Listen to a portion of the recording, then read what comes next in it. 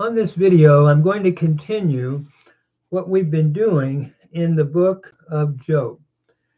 We worked our way up to chapter 31 to 31, reading it in Hebrew with an English translation and a brief commentary, looking at it verse by verse.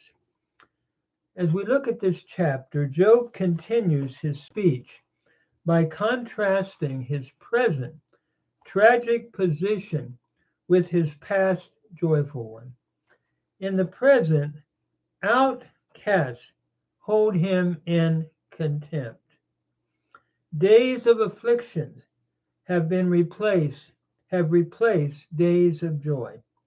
His harp and pipe are now turned to mourning. So as we begin in verse 1, it reads, Va'ata sachaku alai se'irim mipnei leyamim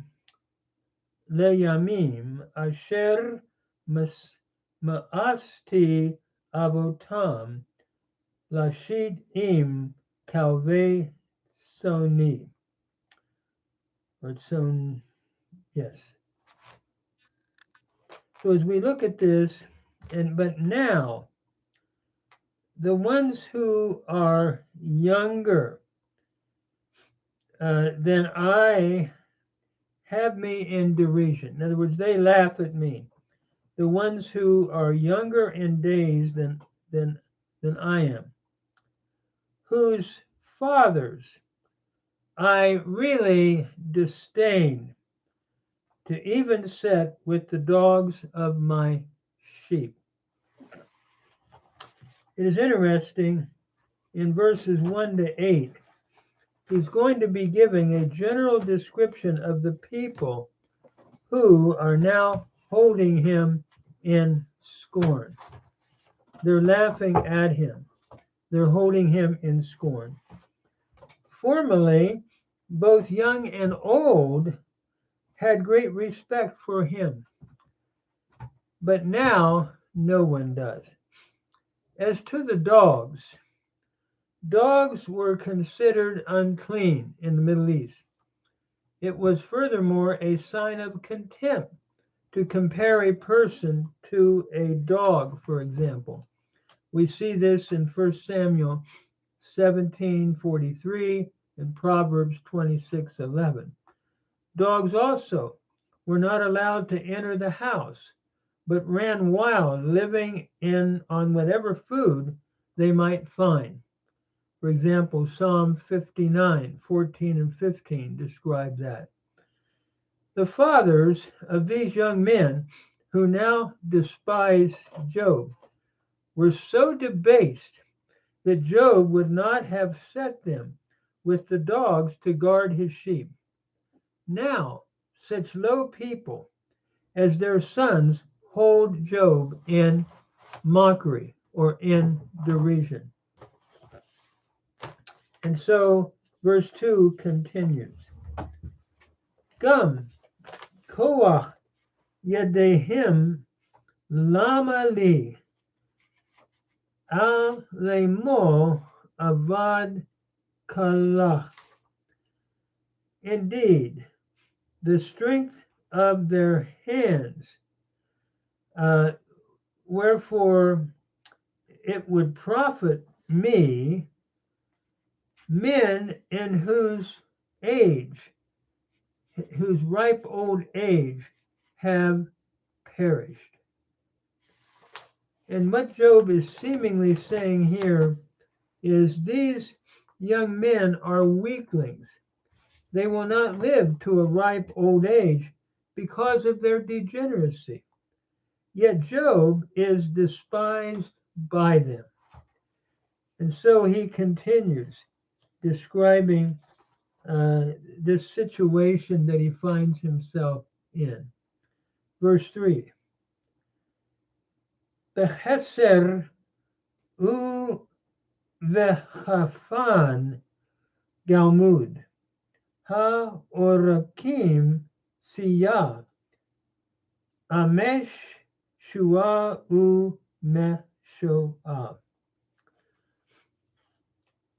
we would render this, they are like gaunt and want with famine. In other words, with want, I should say, they are gaunt with want and famine.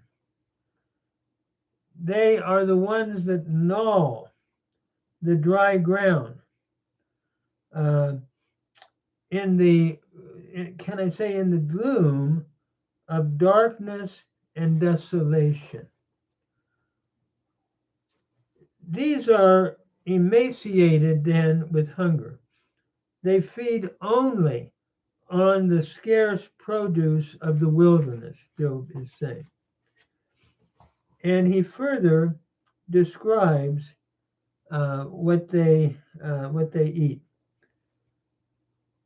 Haketafim maluach ale sicha v'shorish retamim lachmam. They pluck up saltwort with wormwood, and the roots of the brooms are their food. So bitter roots are found in what is called the broom shrub and are often eaten by the poor when they are unable to find any other food. The leaves of the saltwort grow in the desert and are used by the poor for food. Both the roots and leaves are then bitter in taste. Such was the diet of these scavengers who now despise Job. And in verse 5, he then continues, Min gav yagorashu yari'u alemo kaganav. Notice they are from the midst of men, they are driven, they cry after them as a thief or as the thief. The despised group was consistently hounded out of the town when they appeared. They weren't wanted, they were hounded out. Verse 6. Excuse me.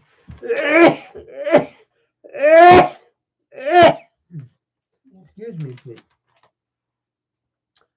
Verse 6, he continues. Ba'arutz nechalim lishkon hore afar vechefim. That is, in the clefts of the valleys, to dwell. They must be there to dwell. The holes of the dust and of the rocks. And so what he's saying here, having been driven out of the cities as outcasts, they live under the overhangings of ravines and in caves. Their lifestyle, Job says, was a sign of their wretchedness. And their lives are little better than wild asses. Notice, Bain Sichim in Haku, between the bushes they bray, Tachat Charul Yesu Pahu. Under the nettles they are gathered together. Again, their lives are a little better than the wild asses. Under the bushes in the desert were the nettles. They gathered together like wild, uncouth animals, is his thought. Verse 8 then continues. B'nai Naval, Gam B'nai Bili Shem. Children of fools.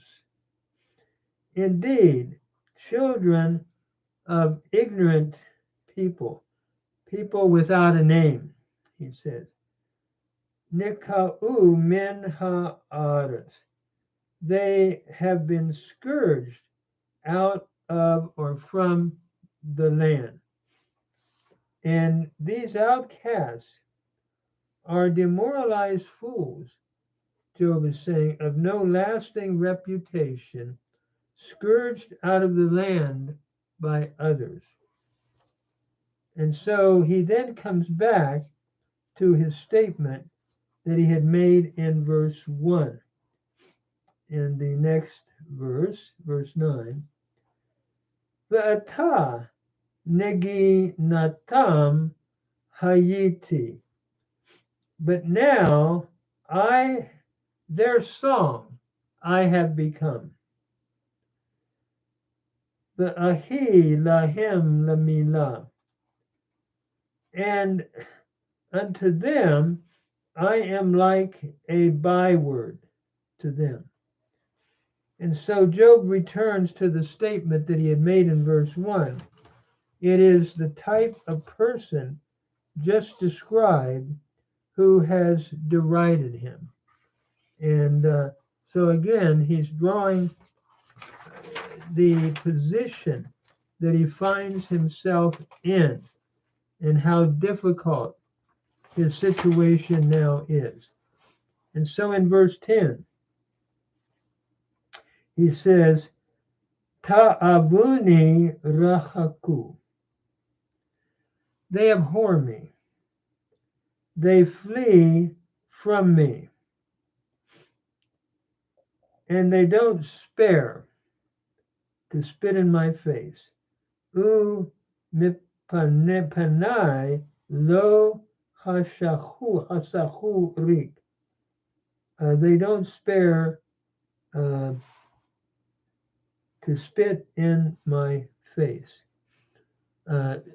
Spitting in the face, it was a universal sign of contempt. To spit in a person's presence was an insult in the Middle East.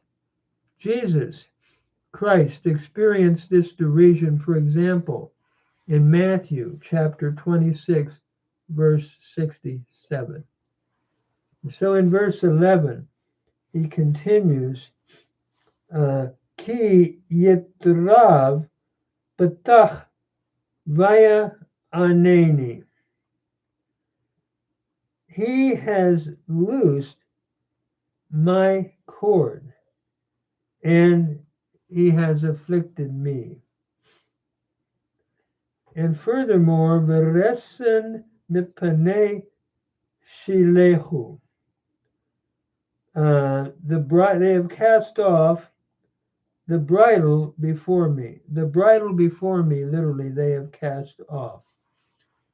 And so what he's saying here in verse 11 then, God has brought about Job's downfall. And the young men have continued its effects by their actions and by their laughter and derision. He continues in verse 12, Al Yamin Pircha Yekumu. And by my right hand, the brood, they arise, and they entangle my feet. Raglai Shelehu V'yasolu alai orchot edam. They cast up against me the ways of their destruction. Notice he speaks of the rabble here, referring to the troublesome youth of the community that rise up against Job. They taunt him in bringing about his destruction. And so he uses in verse 13 the image of a besieging army, likening what's again going on in his life. So verse 13 reads, they break up my path, natasu netivati, and they increase my calamity. Lahayati yo'ilu lo ozer lamu. And he's like one that does not have a helper. They're like men that have no helper.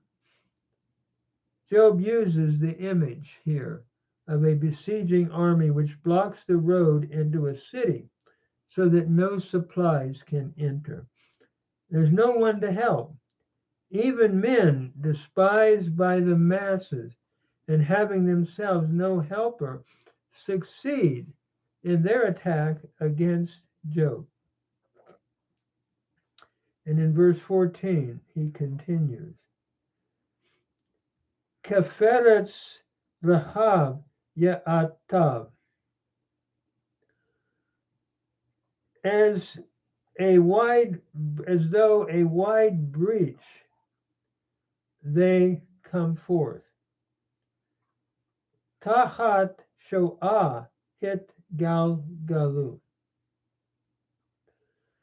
In the midst of ruin, they roll themselves upon me. So Job is saying his persecutors, he likens to an army which has breached the walls of a city and is rushing toward the center.